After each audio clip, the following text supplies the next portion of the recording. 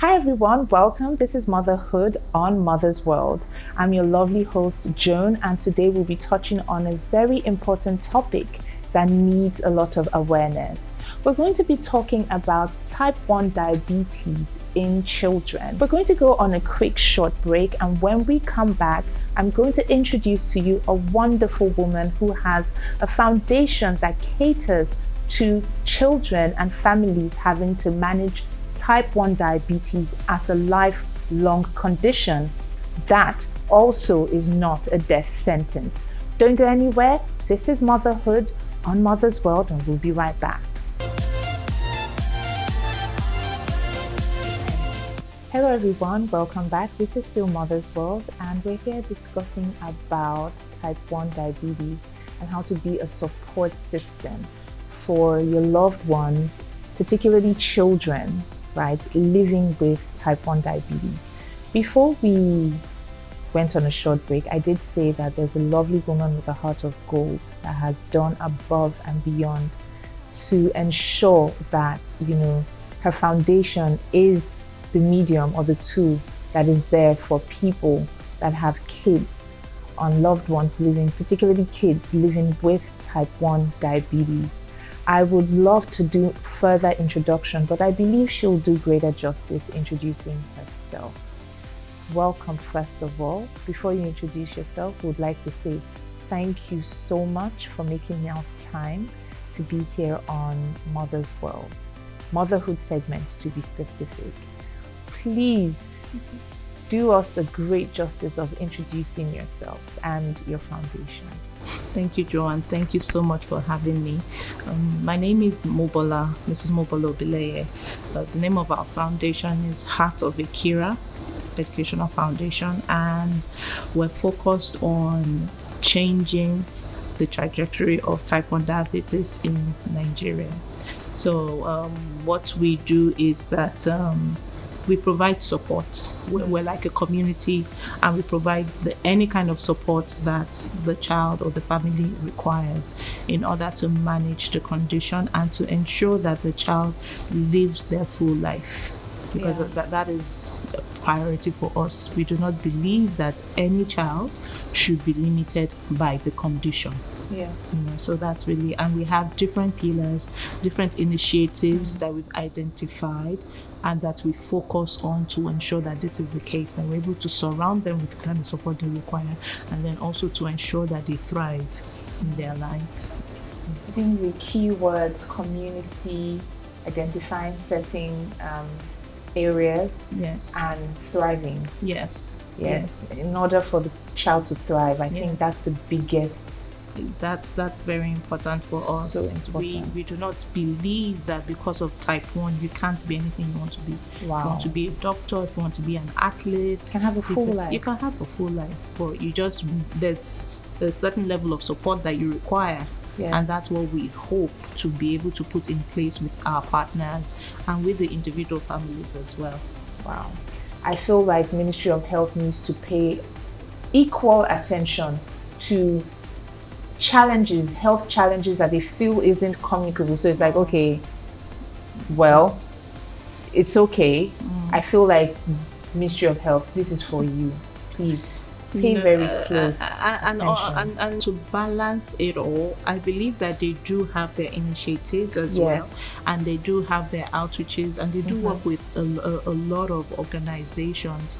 But for the actual problem, we need more resources directed, and not just for the Ministry of Health, even for the private organizations as well, like the foundations and companies and individuals. It's a hidden crisis, and it's growing.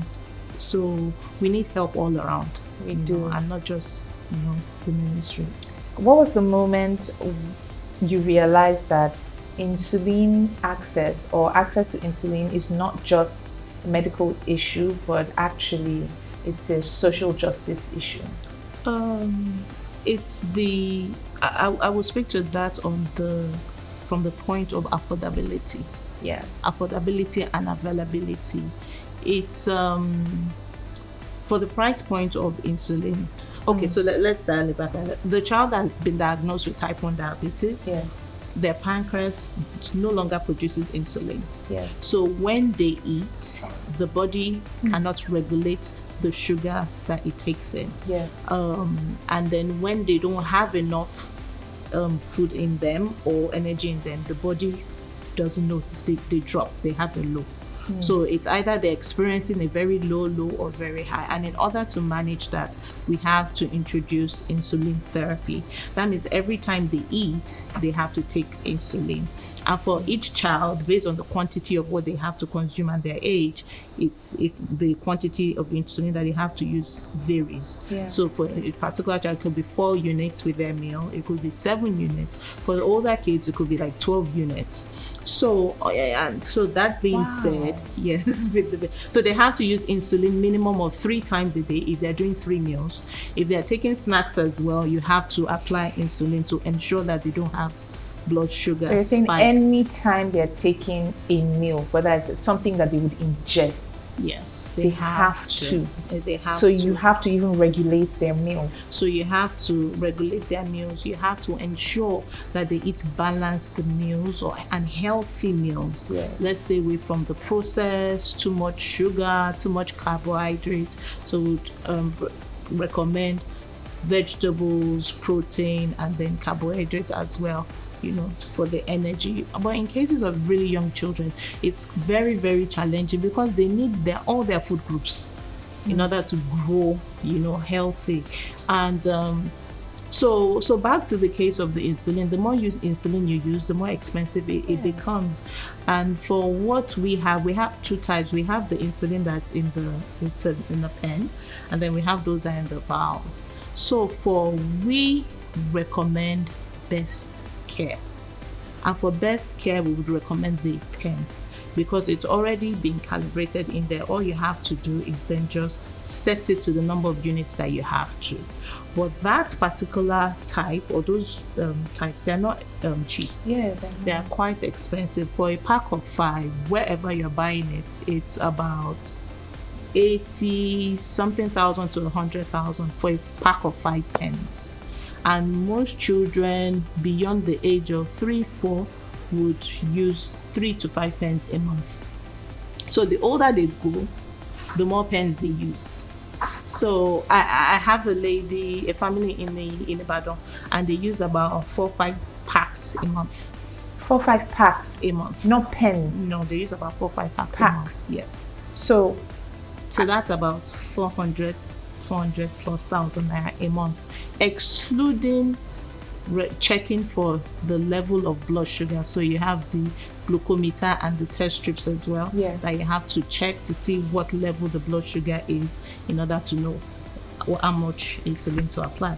So that alone in it's a different cost, because you will buy the test strips anything from 10,000 naira to 20 something thousand naira a pack. Yes. Pack of 25. You're testing 5 to 8 times a day, because you have to test before they eat and then 2 hours after they eat.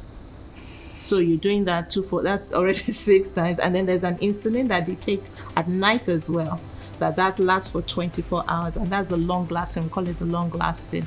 That mimics the normal insulin in your body, just to make sure that in between meals you're kind of still stable. If the child takes the one at night, will they need to take the insulin for the day? Yes, because the insulin for the day is called fast acting, and that regulates your immediate sugar intake. And then the long lasting, in between your meals, in between your sugar, in between your main meals, it kind of just keeps your blood, sugar level. Back to your question, it's the affordability. That makes it a social justice. Yes, because issue. how many families in Nigeria can afford 200,000, 300,000 naira, 400,000 naira every month just on insulin, excluding the other testing, materials, excluding the diet as well. Wow. So at that point, we started to see, we've been seeing that, and that's one of the initiatives that we've taken on. We call it the Insulin Support Program. Yeah. And what we do is we fundraise and then we support vulnerable families. And we say vulnerable families, but really anybody that's dealing with It's a vulnerable family. you need some level of support. Whether it's 1 or 2 pence a month, it goes a long way. Whether it's sending you test strips, whether it's helping with the cost of, buying food stuff so that you're buying the right kind of food stuff for the children, for the child. Now, from your experience, what are the biggest silent barriers families face when managing type 1 diabetes in Nigeria? That this is beyond the diagnosis. What's the awareness? The minute you start talking about type 1 diabetes, people look at you and like, oh, bad parenting. Oh, that's judgmental. That's very judgmental. So there's the awareness, there's a stigma. Awareness, the stigma. So it always goes back to diet. Okay. What did you feed the child? No, it's an autoimmune disease. Regardless of what you fed or you did not feed the child, the child's body attacked the organ and the organ is not functioning the way it should anymore. So I believe that's the biggest. So the awareness. And when you talk to our caregivers, they tell you the stories of the child was the symptoms started maybe when the child was in school and everybody knew what it was. And they got to the hospital and the hospital was like, no, it's not possible for a 2-year-old or a 3-year-old to be dealing with it. So it's really that level of awareness, and not just us laymen, but even in the medical space as well. So there's that huge bit, and then there's a stigma as well. Everything is communicable. Everything is a big deal, and that just because people just don't understand it and what it means and how to manage it, and that it's not going to affect your life. It's just that this child is dealing with this now. How best do we help them manage? Yes, so awareness and social stigma. Yes. I can't believe that there's social stigma surrounding.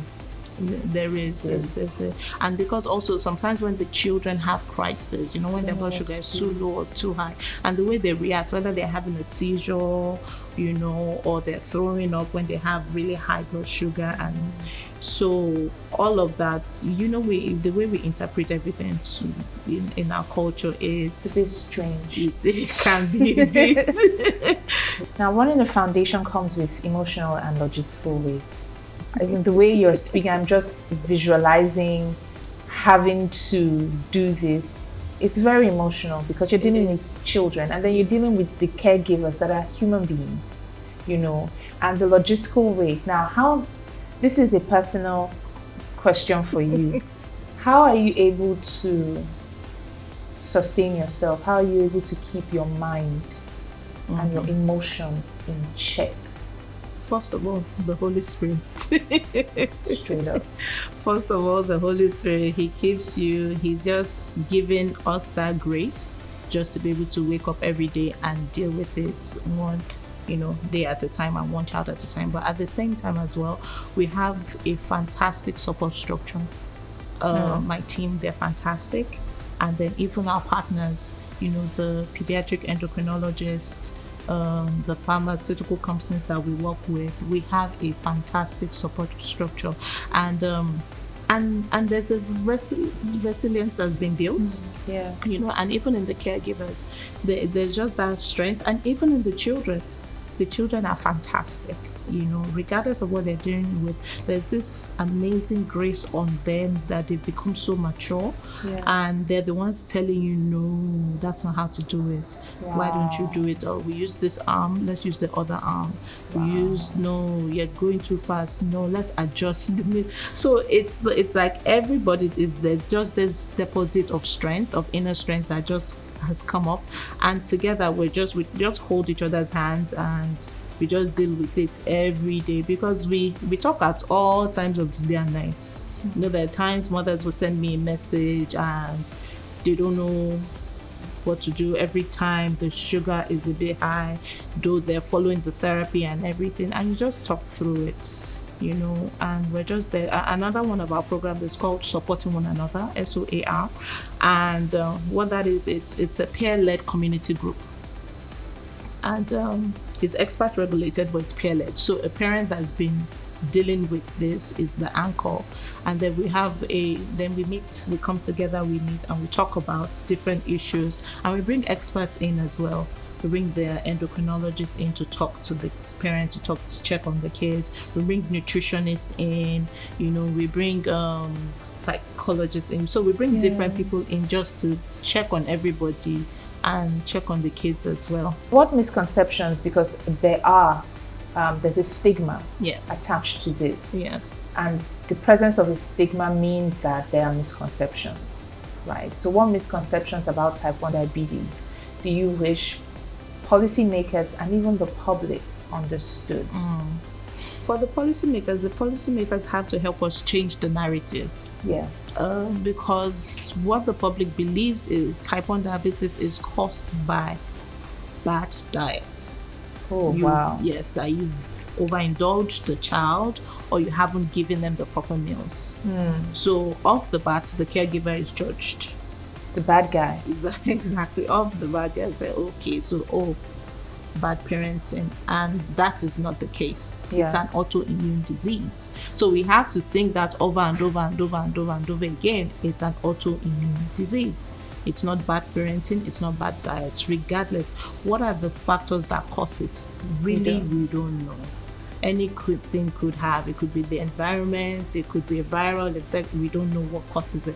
So those are the things that we have to help change the narrative on. The three: it's not bad parenting, it's an autoimmune disease. Second of all, we don't know what causes it. It's not village people. It could be anything. It could be anything that causes it. Third of all, it's a lifelong condition. So because it's a lifelong condition, we have to put structures in place to ensure the child not only survives, but thrives. And they can thrive. They can thrive. They can swim. They can run. They can play. They can do anything that every child without the condition can't. So so those are the misconceptions that we have. That's shocking. I know we'll do that. Nigeria will survive now. Yes, we don't have a choice. We don't have a choice. We don't have a choice. Wow. In your work, being that you have this beautiful foundation, what has surprised you most about how families respond when they finally receive consistent insulin and information?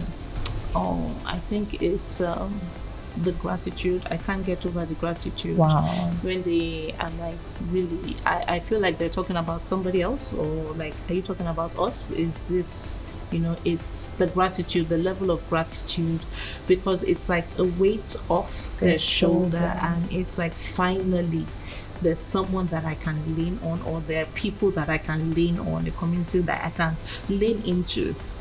So it's just that level of gratitude, that relief, that comes through. They know that there are people there for us.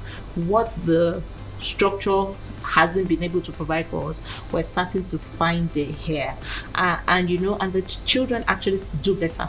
Yeah, they do better, because at this point you're monitoring their sugar level regularly. They're having the right medication as frequently as possible. The cases of crisis reduces significantly, so they're not ending up in the hospital constantly. So it's just all around. There's just improvement in their overall health, mental welfare in the family. That being said, let's look at the healthcare, and let's look at dignity within the healthcare system. Now, what does dignity within the healthcare system look like to you, especially for children who depend on a lifelong treatment? Because from all indications, this is a lifelong thing that they're going to have to manage, right? So what does dignity in healthcare look like to you? Because I know you have worked with a lot of hospitals and healthcare systems. Dignity in healthcare would mean the children getting quality care, not just care, quality care, because there's a difference. And I believe that our healthcare system or the hospitals that we've worked with, I see them and they do their utmost best. You know, they go over and beyond, because it's heartbreaking when you see a young child, 3, 4 years old, 5, 6, and they're dealing with the complications of poor management.